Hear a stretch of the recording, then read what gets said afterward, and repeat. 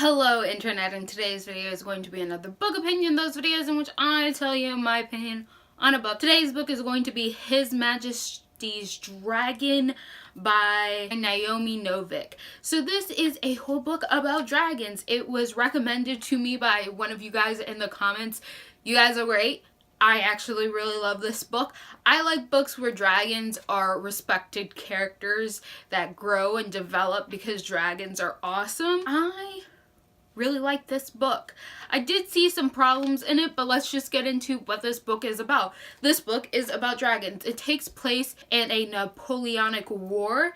It is about the war going on, except dragons are a part of this war because all these different countries are growing dragons and raising them and training them to be avian forces. So there are special dragon units. A naval officer comes across a dragon egg and he ends up getting bound to this dragon, and he ends up bonding to this dragon named Temeraire. Now, Temeraire is a very rare special type of dragon, so a lot of this book we're just learning about Temeraire. He's developing as a character. He's learning more about the world. I really like the character of Temeraire. He was just such a fun character. He was very excited about different things. He was very interesting, and I liked his view on the world and him like wanting to see more of the world. He's kind of like a cross between a dog and a cat. Like, he's just the perfect like dragon friend that you would want. And I liked his relationship with the naval officer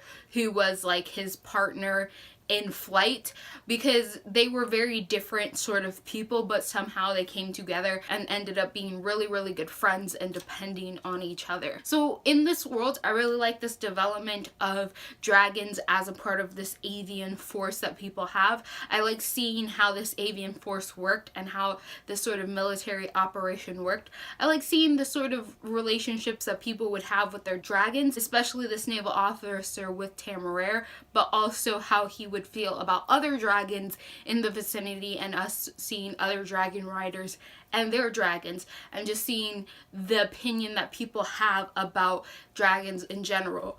Because I've always been of the opinion that even if animals are not on the same level like brainwave as humans, we should still respect them. And here it is a lot more complicated because humans see dragons as a little bit lesser because humans are humans, but dragons are sentient beings who can think and who have very brilliant minds. Well, of course, there's different levels of intelligence in dragons. I would argue there's different levels of intelligence in humans, so that completely discounts whatever argument goes on there. But I like seeing how the reactions of just the common people would have towards dragons, because it still really plays on that human habit that we have to not think highly of things that are not human themselves, and to think less than. Even if that thing is sentient, even if that is a sentient being, we tend not to respect it. So I like seeing how these people reacted to this dragon,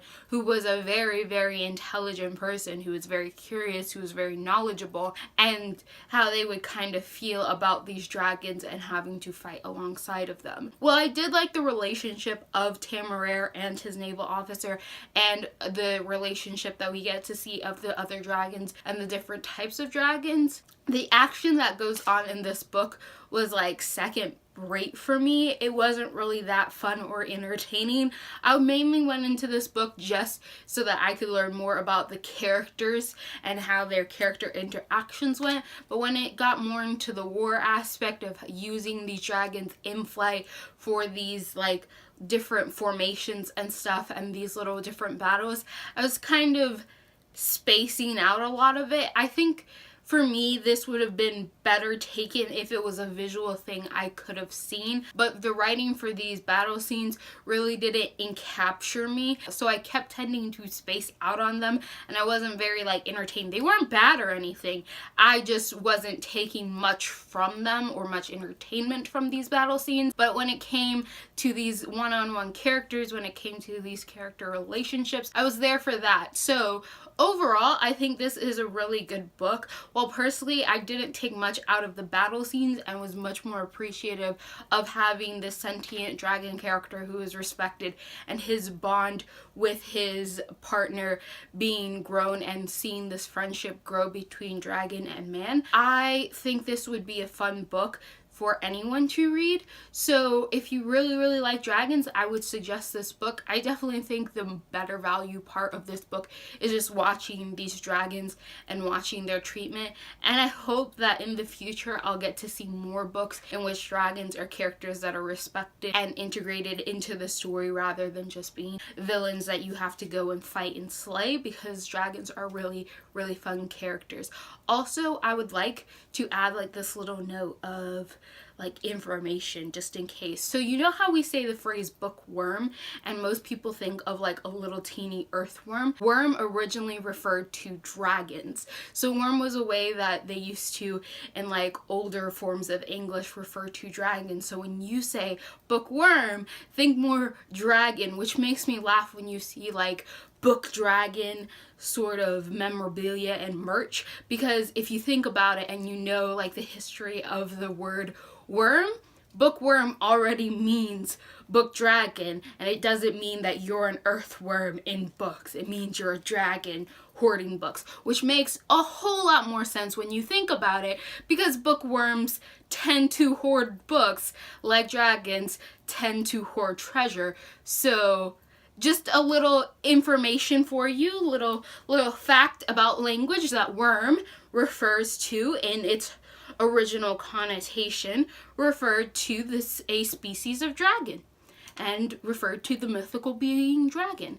So I thought that would just be a really interesting point that I could insert in this video because I'm happening to talk about dragons. So if you like what you're seeing here and you want to continue to see more, click all those bunnies down below, and goodbye, internet.